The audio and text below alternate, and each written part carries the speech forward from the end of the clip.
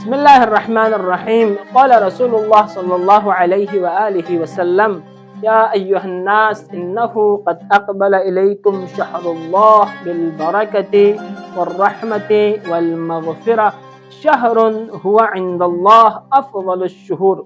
نبی خاتم محمد مصطفیٰ صلی اللہ علیہ وآلہ وسلم نے شعبان المعظم کی آخری جمعۃ المبارک کے دن امت مسلمہ سے خطاب کرتے ہوئے رمضان المبارک کے استقبال اور رمضان المبارک کے مہینے میں انسان مومن روزہ دار کے فرائض اور ذمہ داریوں کو بیان کرتے ہوئے ماہ رمضان المبارک سے پہلے بیان فرمائے: اے لوگو، انہو قد اقبل الیکم شہر اللہ بالبرکت والرحمت والمغفرہ، اے لوگو تمہاری طرف اللہ کا مہینہ آ رہا ہے، اللہ کا مہینہ رحمت کے ساتھ، مغفرت کے ساتھ، خداوند متعال کا مہینہ برکت کے ساتھ تمہاری طرف آ رہا ہے۔ کون سا مہینہ ہے؟ اس مہینے کی عظمت کیا ہے؟ اس مہینے کی گھڑیوں کی کیا اہمیت ہے؟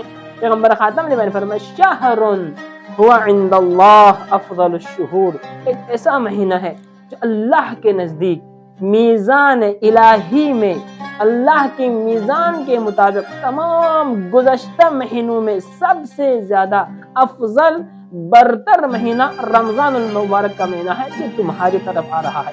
انسان مومن کو چاہیے کہ اس مہینے کا استقبال کرے، اس مہینے کے میں اللہ سبحانہ و تعالیٰ کی ذات سے اس مہینے کے داخل ہونے سے قبل اپنی گناہوں سے توبہ کرے، استغفار کرے، رب سے گڑ گڑائے اور دعا کرے کہ پروردگار ہمیں صحت، سلامتی اور طول عمر کے ساتھ رمضان المبارک کے ان بابرکت ایام میں تیری عبادت، تیری بندگی اور تیری خوشنودی کے لیے روزہ رکھنے کی توفیق عطا فرما۔